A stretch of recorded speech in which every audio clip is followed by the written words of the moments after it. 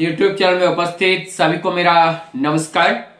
आज का विषय जो मैं चुना हूं ये नॉर्मली हम लोग घर पे सिट्रीजिन का इस्तेमाल, लेवोसिट्रीजिन का इस्तेमाल, मॉन्टेलुकास लेवोसिट्रीजिन का इस्तेमाल करते हैं और इस विषय में हम लोगों की जानकारी प्रॉपर ना होने के वजह से कभी कभी इसमें बहुत नुकसान भी हो जाता है। सेल्फ मेडिकेशन अपने आप में बहुत ही घातक है। कोई भी मेडिसिन है, उस मेडिसिन को किस उद्देश्य से हम ले रहे हैं, इसका साइड इफेक्ट क्या है, इनका यूजेस क्या है, जाने बिना हम उस मेडिसिन के साइड इफेक्ट के आधार पर प्रयोग कर रहे हैं या उनके एक्शन के आधार पर हम उसे प्रयोग कर रहे हैं, ये भी देखना बहुत जरूरी हो जाता है। जनरली हम लोग लेवोसिट्रीजिन, सिट्रीजिन और मॉन्टेलुकास, जैसे लेवोसिट्रीजिन और सिट्रीजिन की बात अगर किया जाए तो ये जो सिट्रीजिन है, ये सिट्रीजिन का भी हायर डेरिवेटिव ही लेवोसिट्रीजिन है, ये लीवो फॉर्म है। तो लेवोसिट्रीजिन में देखा गया कि जो सिट्रीजिन है उससे कम सेडेशन होते हैं और इफेक्टिव भी ज्यादा होते हैं, कवरिंग टाइम भी लेवोसिट्रीजिन ज्यादा करती हैं। तो ये जो है सिट्रीजिन से लेवोसिट्रीजिन सुपीरियर है और ये दोनों एक ही हैं। एंटी हिस्टामिनिक एक्शन पर मोड पर काम करते हैं। जो हिस्टामिन मास्ट सेल से जो सिक्रेट होते हैं, उस हिस्टामिन को कम करने के लिए, हिस्टामिन को न्यूट्रलाइज करने के लिए ये लेवोसिट्रीजिन और सिट्रीजिन काम करते हैं। तो इसीलिए एंटी हिस्टामिनिक ड्रग के रूप में इसका इस्तेमाल किया जाता है।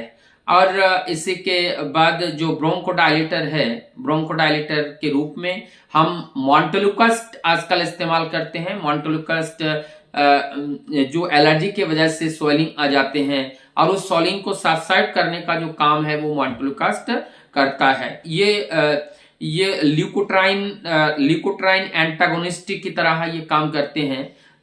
इसमें जो ल्यूकोट्राइन है, इस ल्यूकोट्राइन को कम कर देते हैं और जिससे इसमें जो स्वेलिंग है वो स्वेलिंग कम हो जाती है। तो ये आस्थमाटिक केस में भी इस्तेमाल करते हैं। तो यहाँ पर दोनों मिला करके मॉन्टेलुकास के साथ जब लेवोसिट्रीजिन देते हैं तो वो एलर्जी के वजह से जो स्वेलिंग हुआ है हमारे एयर प्रोसेस में, चाहे वो अस्थमा के केस में हो, चाहे वो एलर्जी के इंटरनल एलर्जी के केस में हो, तो उस समय ये बहुत अच्छा काम करते हैं। लेकिन हमारी बॉडी में जो खुजली होती है, इचिंग होती है और रनिंग नोज होते हैं और आर्टिकेरिया होते हैं जो उभर आती हैं, उसमें हमारा सिट्रीजिन या लेवोसिट्रीजिन अच्छा काम करते हैं और ये मॉन्टेलुकास लेवोसिट्रीजिन कॉम्बिनेशन होने के वजह से ये भी काम करते हैं। लेकिन जब आर्टिकेरिया का केस हो तो उस टाइम पे लेवोसिट्रीजिन ज्यादा अच्छा है। और जो आस्थमेटिक केस हैं या नसल पॉलिप की केस हैं और स्नीजिंग भी है, नसल पॉलिप है, उस केस में जो है मॉन्टेलुकास लेवोसिट्रीजिन का कार्य अच्छा होता है। तो इनका डोज के बारे में हम जानेंगे। डोज हम कितना मात्रा में इसे ले और कितना मात्रा जो एडल्ट डोज है, जो adult dose 5 mg and 10 mg के रूप में, जैसे लेवोसिट्रीजिन 5 mg में लिए जाती है, मॉन्टेलुकास 10 mg में हम इस्तेमाल करते हैं। और इसका जो डोज है बच्चे में, चिल्ड्रन में भी इसका डोज को कम मात्रा में लिया जाता है। वहां पे बॉडी वेट के हिसाब से उस डोज को कैलकुलेट करके उनको देना चाहिए। लेकिन जहां तक है ये कहूंगा कि ज्यादातर बच्चों के केस में और किसी के केस में भी हो, बिना जानकारी के इसका इस्तेमाल ना करें। और इसमें कुछ सावधानियां भी हमें बरतना है कि लेवोसिट्रीजिन और सिट्रीजिन और मॉन्टेलुकास लेवोसिट्रीजिन भी ये काफी हद तक मतलब हल्का सेरिटेशन भी इसमें आती है। इसीलिए नाइट में इसका सोते समय इस्तेमाल करना ज्यादा बेहतर है।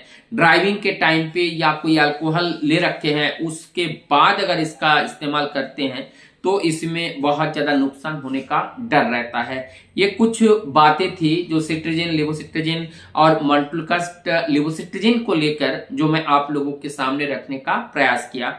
मैं डॉक्टर दीपंकर मंडल। मैं आशा करता हूं आप लोगों का ये वीडियो अगर अच्छा लगे तो ज्यादा से ज्यादा लोगों तक शेयर और सब्सक्राइब कीजिएगा। और आने वाले दिनों में भी मैं कॉम्बिनेशन करके, कंपाइल करके आयुर्वेद का, एलोपैथ का जो भी सॉल्ट के बारे में, मेडिसिन के बारे में, बीमारी के बारे में मैं आपके नए नए तरीके से आप लोगों को जानकारी देने का प्रयास करूंगा। और इस आशा है कि इस जानकारी में आप लोगों को भी लाभ मिलेगा। और पुनः मैं आप सबको से विदा